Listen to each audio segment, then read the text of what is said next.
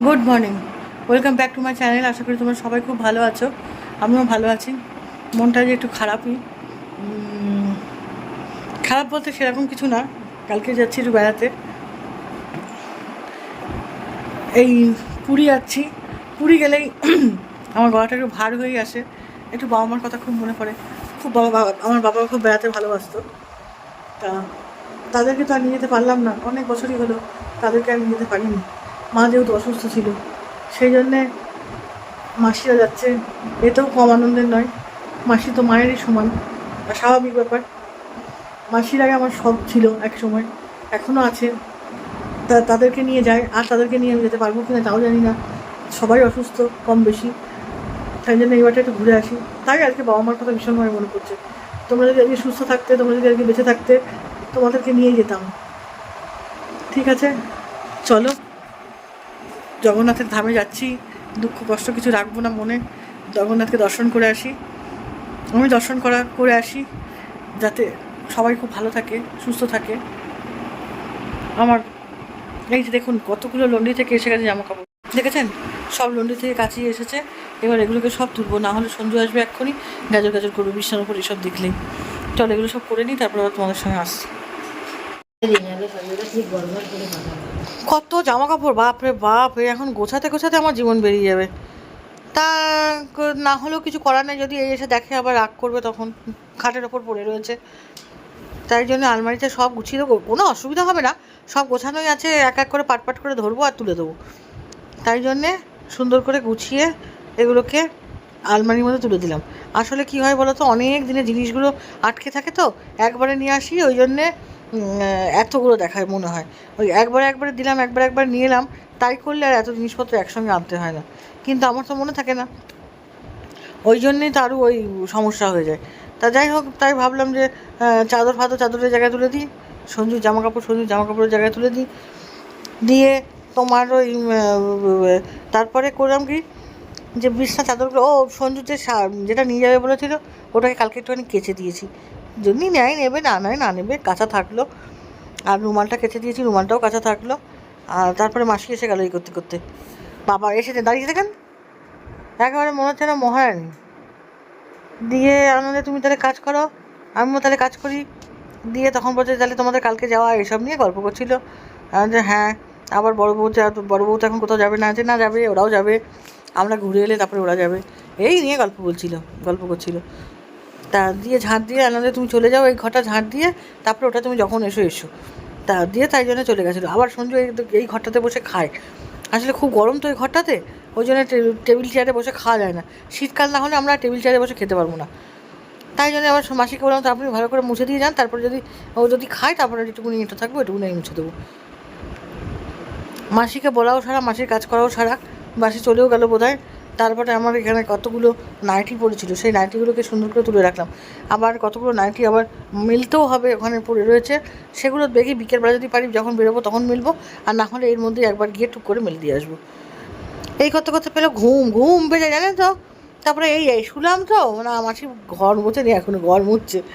আমি ভাবলাম বোধহয় উনি চলে গেছেন, যা তাড়াহুড়ো করেন। তা দিয়ে তখন মাসির সঙ্গে ওই বক করছিলাম, আবার সেই মেলায় যাবে করছিল। আর না, আপনি পারেনও, আপনার এই শরীরে আপনি যে কত জায়গা ঘুরে বেড়ান, আমাদের পক্ষে সম্ভব না। এই দেখছি এইখানে, ওই দেখছি ওইখানে, বলছে তাও তো এখানে দরজাটা বন্ধ করে দিয়েছে, গেটটা। যদি খোলা থাকতো রাস্তাটা, তাহলে এখান দিয়ে এলে আমার একটু তাড়াতাড়ি হতো, না হলে কত ঘুরে আসতে হয়, স্বাভাবিক, বুঝতে পারি। কিন্তু তাও ওনার ওই চেহারা বলে পারেন, আমাদের মতন চেহারা হলে কি আমরা পারতাম বলুন তো?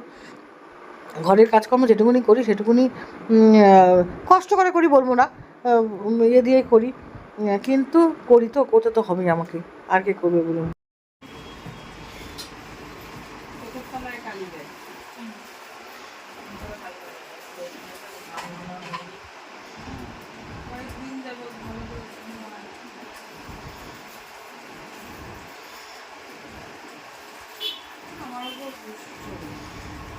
মেয়ে কি করলো জানিস? হুম। আমাদের 20 তারিখে খাতা দেখাবে। আচ্ছা। 20 তারিখে খাতা দেখাবে। হ্যাঁ, কিছু কথা আমি খাও, নিয়ে নিই, আর পরে কথা বলবো। আচ্ছা,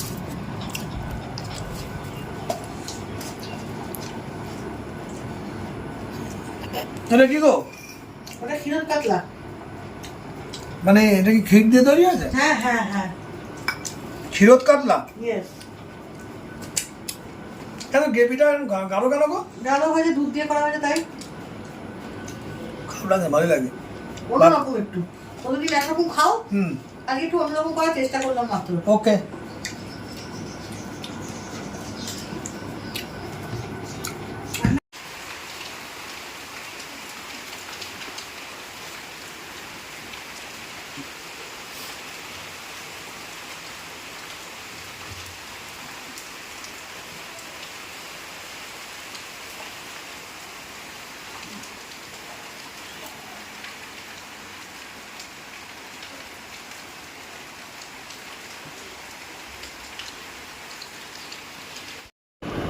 দেখেছেন এইটুকুনি বৃষ্টিতে কিরকম জল জমে গেল। তবে হ্যাঁ, বৃষ্টিটা হলো কিন্তু সাংঘাতিক, তাও গরম কমছে না। মাটির জল যতক্ষণ ঠান্ডা না হবে গরম কমা সম্ভব নয়। তাও এই একটু বৃষ্টি হয়ে গেল, মনকে শান্তি, যে রাত্রিটা ঘুমানো যাবে ভালো করে, এই আর কি, আর কিছুই না। তারপরে বৃষ্টিটা কমলো, আমি চলে গেলাম টোটোতে। তা ওই যে কুকুরটাকে নিয়ে যাবো, দিতে যাবো এখন, তাই জন্য আমরা টোটোটিকে পাঠিয়েছিলাম। আর কেলেদাকে বলেছি আপনি আসার সময় একটা টোটো নিয়ে আসবেন, কারণ হচ্ছে এটাতে নিয়ে যাওয়া যাবে না।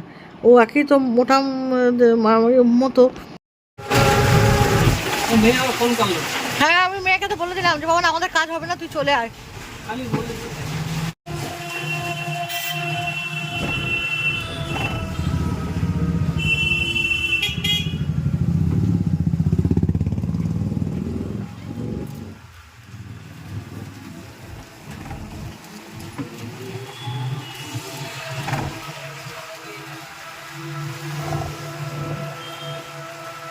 ঠান্ডা হলো একটু, হ্যাঁ। তাই হ্যাঁ হ্যাঁ, আচ্ছা আচ্ছা, ও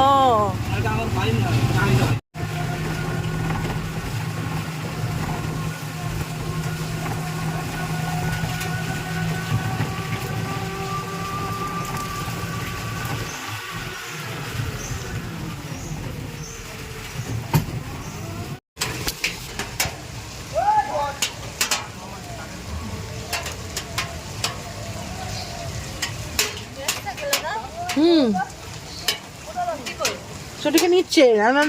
আপনি তুলুন, আমি শম্পাকে নিয়ে আসি, ভিজে গেছে ও।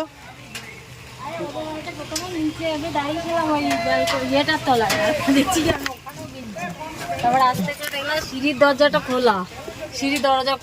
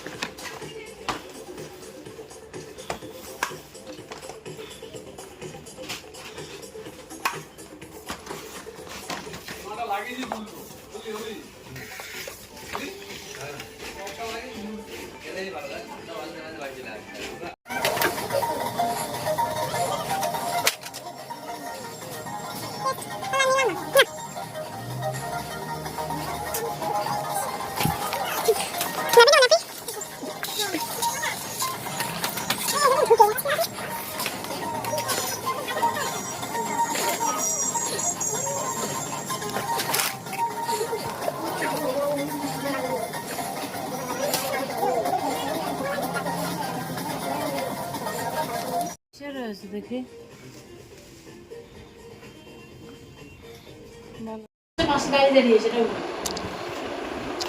ব্যাগ আমার গোছানো শেষ হচ্ছে না, বুঝলেন। ব্যাগ গুছিয়ে যাচ্ছি, আরে আমার তো কিছু মনে থাকে না, তাও লিখে লিখে ব্যাগ গুছিয়েছি জানেন। এটা নেই, ওটা নিচ্ছি না, ওটা নিচ্ছি না, সেটা নিচ্ছি না। মেয়েকে বললাম বাবা তোরগুলো দিয়ে দে, ও দিল না। দেবো এই করে গেল। কালকে তো সারাদিন মনে হয় এই করেছি, ছাতা ভাল লাগে না। যাই হোক, তারপরে একটা জায়গায় যেতে গেলে না মানে এত কিছু নিতে হয় মনে করে।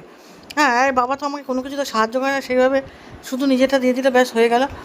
এবার তা বললে হবে বলুন তো, একটু যদি গুছিয়ে সাহায্য করে হয়। অনেক জায়গায় শুনেছি আমি, বাড়ির বেটা ছেলেটা কি সুন্দর গুছিয়ে বউদের সাহায্য করে। আমার বেটাটা কোনো কিছুতেই না, সব কিছু দিয়ে দেবে, এবার তুমি গুছিয়ে নাও সুন্দর করে। দিয়ে যাই হোক আমার বাবাকেও দেখতাম কোথাও বেড়াতে যাওয়ার সময়, হ্যাঁ কী কী পড়বি আমাকে জিজ্ঞেস করলো, মাকে জিজ্ঞেস করলো তুমি কী কী পড়বা, সব এখানে রেখে দেবা। আমি এক জায়গায় অফিস থেকে এসে গুছিয়ে নেবো। আমার বাবা কী সুন্দর জানেন তো, অফিস থেকে এসে গোছাতো। আর এই যে পুরী যাচ্ছি না, বাবা মার কথা খুব মনে পড়ছে। মনে হচ্ছে যেন আজকে যদি বাবা মা বেঁচে থাকতো বা সুস্থ থাকতো তাহলে নিয়ে যেতে পারতাম। বেঁচে থেকে যদি এরকমভাবে পড়ে থাকতো তাহলে তো আর পারতাম না, কিন্তু যদি বেঁচে থেকে সুস্থ থাকতো তাহলে পারতাম হয়তো নিয়ে যেতে। তা যাই হোক, সেদিক থেকে আমি পারলাম না, কিছু করার নেই। আর একদিন মানুষকে তো যেতেই হবে বলুন। তারপর রাত্রিবেলা কী করলাম, পেঁয়াজটা কেটে নিলাম, ওই যে ভাজিটা বসাবো, ভাজিটাতে একটু পেঁয়াজ না দিলে সঞ্জু আবার খাবে না।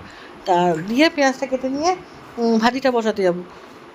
এমন সময় কি একটা ডাকলো আমাকে, তা ডাকার পরে কথা বললাম, আমি তার সঙ্গে কথা বলার পরে চলে এলাম আমি রান্নাঘরে, যে না ভাজিটা করিই নি, যত রাত করবো তত আমার বেলা যাবে।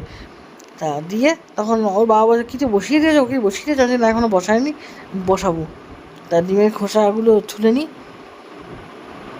নিয়ে তারপরে করলাম কি, আবার একটা পেঁয়াজ ছিল, ওই পেঁয়াজটাকেও কেটে দিলাম। একটা পেঁয়াজে প্রথমে ভাবলাম কি যে একটা পেঁয়াজে হয়ে যাবে, তারপরে দেখলাম যে না, একটু পেঁয়াজ বেশি করে না দিলে বাবা খেতে চায় না। আর এই পেঁয়াজ দিয়ে আলু পটল একটু কুমড়ো দিয়েও করলেও একটু মিষ্টি মিষ্টি লাগে, তরকারিটা খেতে ভালো লাগে। তারপরে ফ্রিজের কাছে কি দাঁড়ালাম, তা ভাবলাম কি যে একটুখানি জল খাবো। তা দেখলাম ফ্রিজে জল দেওয়া আছে কিন্তু বরফ হয়ে গেছে, তাই আবার বের করে রাখলাম। দিয়ে তার ফ্রিজটা বন্ধ করে দিয়ে চলে গেলাম রান্নাঘরে গিয়ে একেবারে ইয়েতে বসিয়ে দিয়েছি, কড়াই বসিয়ে দিয়ে চাপিয়ে দিলাম, তেল দিয়ে সব কিছু ইয়েতে চাপিয়ে দিলাম, দিয়ে একটু নুন দিলাম, পেঁয়াজটাকে দিলাম, দিয়ে নুন দিলাম, দিয়ে তারপরে সমস্ত কিছু চাপিয়ে ছেড়ে দেবো আর কি, একটু ভাজা ভাজা হোক। আর এই একঘেয়ে রান্নার থেকে মুক্তি যে কবে পাবো ভাল লাগে না, একঘেয়ে রান্না। দিয়ে তখন আমি ওকে বলছি কি যে কী রে মা, কি কি কি ও মেয়ে দাঁড়িয়ে পাশে দাঁড়িয়ে, তার মধ্যে মা মেয়ে বক বক বক বক বক করেই যাচ্ছে। তা যে তুই যা ঘরে যা, আমি পরে যাচ্ছি। তার গেল না, আমার সঙ্গে বকছে। যাই হোক, আমার ভিডিওটা আজকে আমি এখানে শেষ করছি, আর বেশিক্ষণ বকবো না। Good night.